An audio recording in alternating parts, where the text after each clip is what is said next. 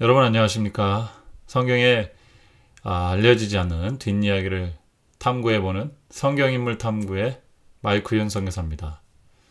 오늘은 12번째 시간으로 성경에 아주 유명한 인물이죠. 요셉에 대해서 살펴보도록 하겠습니다. 요셉은 인물도 잘생겼고 또 정치적으로 경제적으로도 성공했고 그런 사람이지만 또 가정 내에서는 과거가 굉장히 불우하고 또 굉장히 많은 실패 또 배신을 당한 캐릭터죠. 그런 이야기들이 많은데 그 중에서 우리가 잘 알지 못하는 성경에 나와 있지 않은 재밌는 이야기들을 좀 몇 가지 꼽아 보았습니다. 우리 함께 탐구해 보도록 하겠습니다. 자, 함께 가시죠. 뿅! 성경인물 탐구 요셉입니다. 요셉의 탄생과 유년기에 대해서 함께 살펴보도록 하겠습니다. 요셉이 탄생한 날은 라헬한테 하나님께서 로시 하샤나에 방문하셨다고 해요. 그리고 그때 요셉을 잉태하게 됐다고 합니다. 로시 하샤나는 7월 1일 그리고 밀력으로는 그때가 유대인들한테는 1월 1일입니다. 종교력으로는 7월 1일이지만 그래서 그때 잉태하게 된 인물로 보고 있습니다. 이 로시 하샤나는 신년 첫 날이니까 매우 거룩하고 아담과 하와가 창조된 태초에 지구가 열린 그 인간이 창조된 그런 날이기도 합니다. 그 다음에 뭐 요셉의 탄생하고 연결된 건 아니지만 요셉이 그 감옥에 보디발의 집에 팔린 그 날이 욤키푸르 7월 10일이죠. 그때였다라고 보고 있고요. 또 요셉이 감옥에서 풀려난 날도 로시 하샤나 라고 보고 있습니다. 새로운 존재로 다시 태어난 것이죠. 유대인들은 이렇게 그 로시 하샤나를 중심으로 생각하는 이야기들이 굉장히 많습니다. 로시 하샤나는 7월 1일 나팔절 그리고 7월 10일 욤키푸르 이 기간인데 회개의 기간이고 대속의 기간이고 또 1년을 새롭게 하는 세상의 시간을 새롭게 하는 그런 기간이면서 동시에 아담과 하와의 에덴 동산을 기억하는 그런 시간입니다. 그래서 매우 중요한 시간이라서 이 시간에 대한 이해는 꼭 갖고 계시면 도움이 될 것 같고요. 또 그 아브라함과 이삭 얘기할 때도 마찬가지였지만 요셉이 12 형제들 중에서 가장 야곱을 빼닮았다고 그렇게 얘기합니다. 그래서 야곱이 요셉을 또 되게 특별하게 사랑해서 뭐 이렇게 색동옷도 입히고 물론 이제 라헬을 사랑했기 때문에 라헬의 아들이기 때문에 또 그런 것도 있지만 매우 닮아서 그랬다는 표현들도 나옵니다. 자, 요셉을 형들이 팔았는데요. 형들이 요셉을 질투한 배경이 있죠. 여러분들 아시겠지만 그 야곱이 대놓고 편애를 했거든요. 그것에 대한 어떤 불만이 형들한테도 있었을 겁니다. 근데 이 유대문헌에 보면 재밌는 표현들이 있어요. 자, 은 20개로 이 요셉이 팔리죠. 이건 어린 노예의 몸값이라고 합니다. 나중에 이제 보디발은 이스마엘 상인들에게 은 100개를 주고 이 요셉을 삽니다.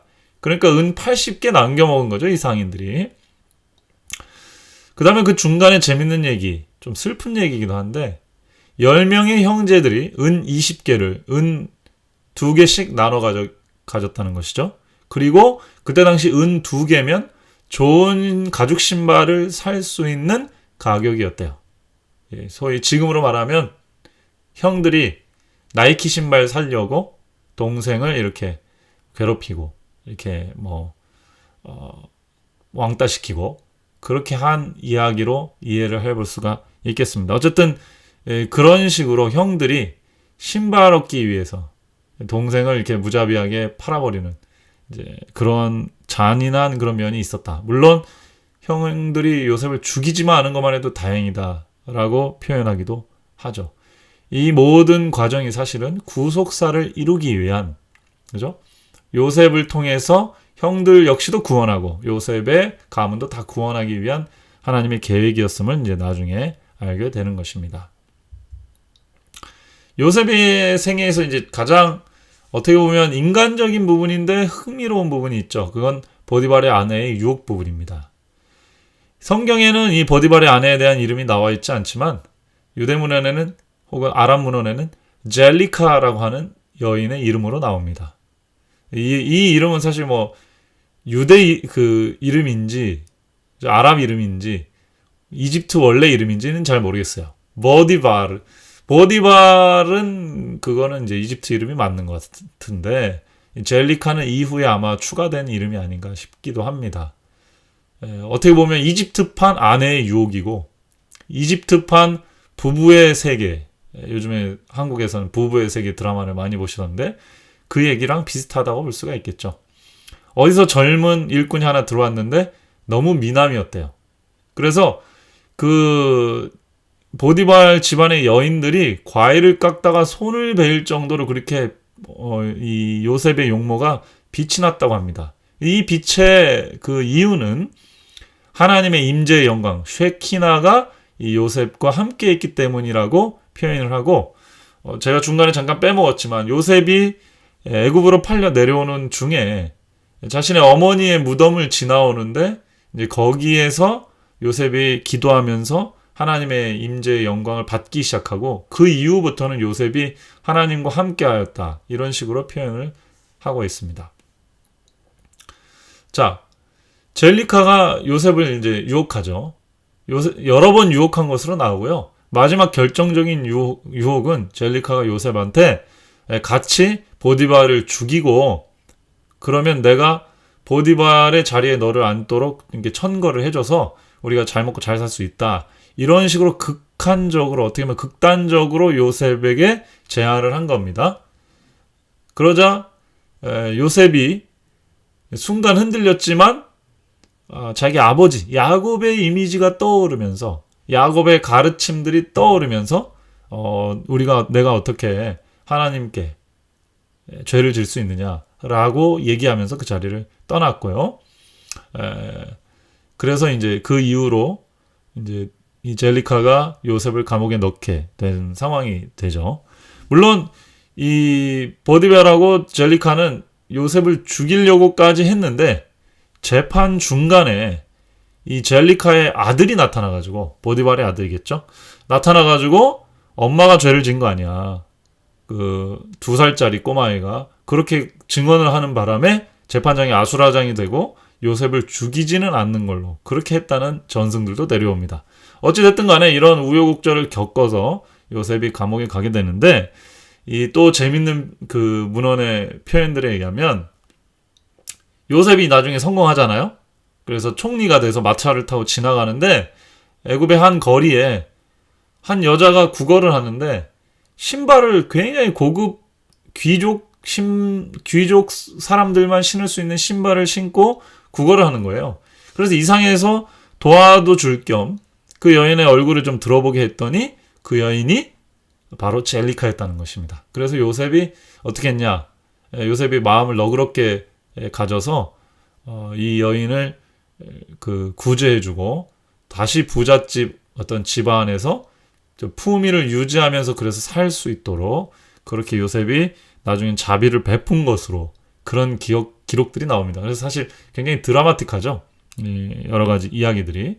어쨌든 이 보디발의 아내가 유혹을 했고 인간의 어떤 육정을 이기지 못해서 유혹하고 이렇게 했지만 또 하나님이 그 과정 속에서 요셉을 단련시키시고 요셉을 주변에 신실한 사람, 믿을 만한 사람으로 이렇게 키워주셨다, 이렇게 볼 수도 있겠습니다. 마지막입니다. 요셉의 어떤 역사적 업적들에 대한 기록들이 나옵니다. 요셉이 멤피스를 건설했다는 얘기가 나오는데, 이 멤피스는 그 카이로나 지금 알렉산드리아 지중해 해변가에 있는 이집트 도시가 아니라, 이집트는 도시가 나일강을 따라 쭉 이렇게 일자로 돼 있죠. 근데 중간에 이제 강이 일자로 이렇게 쭉 가진 않고 굴곡이 있을 거 아닙니까?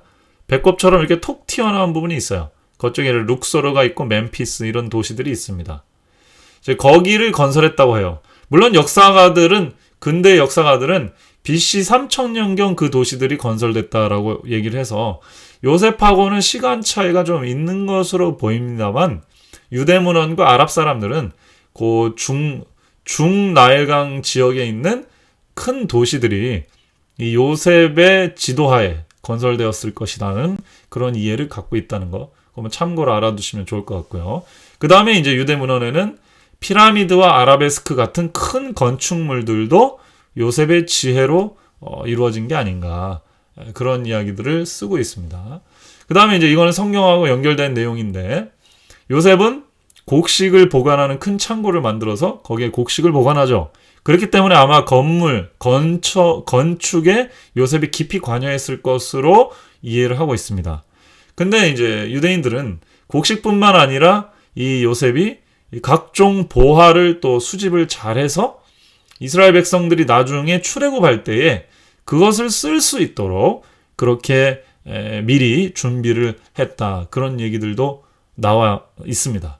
요셉의 이제 기록되지 않은, 성경에 나오지 않은 재밌는 이야기 중에 하나가, 자신이 출애굽할 때, 이스라엘 백성들이 당신들이 출애굽할 때 나의 시체도 같이 가져가 달라. 그렇게 얘기를 했다요. 근데 사실 이 나일강에서는 물에 수장시키는 그런 그 방법도 굉장히 유명한 거여서 요셉은 사실 수장을 시키려고 했었다고 하는 것이에요.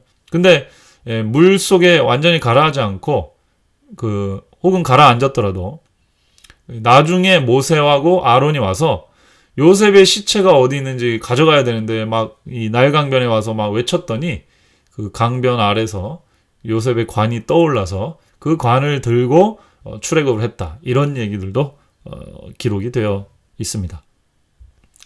네, 요셉은 굉장히 사회적으로 성공한 사람이었습니다만 고난을 이긴, 또 역경을 이긴 그런 인물이었고 하나님이 함께 하시는 인물이었습니다.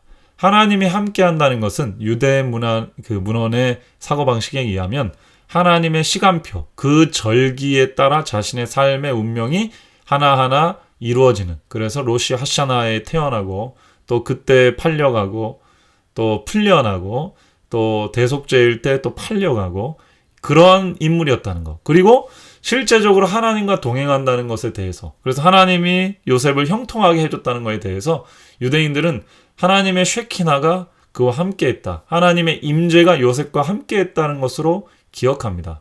그래서 성막이 지어지고 쉐키나가 이렇게 내려왔는데, 지금 저희가 계속 살펴보는 대로 에덴 동산에서 가죽옷을 따라, 혹은 에덴 동산에서 하나님의 진리의 말씀을 기록된 어떤 전승을 따라 하나님의 임재가 따라 나오고, 그게 야곱 또 이삭 야곱을 거쳐 지금 요셉에게 하나님의 영광 쉐키나가 함께 거한 것으로 그렇게 구체적으로 기억하고 기록하고 있다는 것입니다. 오늘날 우리도 좀 이런 생생한 그런 이야기들은 좀 주목할 만한 필요가 있는 것 같아요. 그리고 젤리카의 유혹에 있어서도 유대인들은 젤리카를 너무 이렇게 악녀로만 규정하는 게 아니라 나중에 요셉이 또 이 젤리카를 불쌍하게 여겨서 도와주는 식으로 해서 이 좀 더 현실적으로, 그렇죠? 이 세상에 살아가는 원리를 이해하기 쉽게 그런 것들을 통해서 교육했던 그런 것으로 이해할 수 있을 것 같습니다. 자, 어땠습니까? 요셉에 대해서 너무 많은 설교와 책들이 나와 있고 좋은 내용들이 많습니다만, 거기에 나와 있지 않은 얘기를 좀 하다 보니까 뭔가 좀 맥이 일맥상통하지 않은 느낌도 있는데, 어쨌든 재밌는 이야기들이 그 배경에 있는 것은 사실이고요. 앞으로는 조금 더 이 성경에서 자세히 다루지 않은 인물들의 재밌는 뒷이야기를 제가 한번 찾아서 돌아오도록 하겠습니다. 그러면 오늘은 여기까지 하고요. 다음 이 시간에 또 뵙도록 하죠. 여러분 감사합니다. 다음에 또 만나요. 바이바이.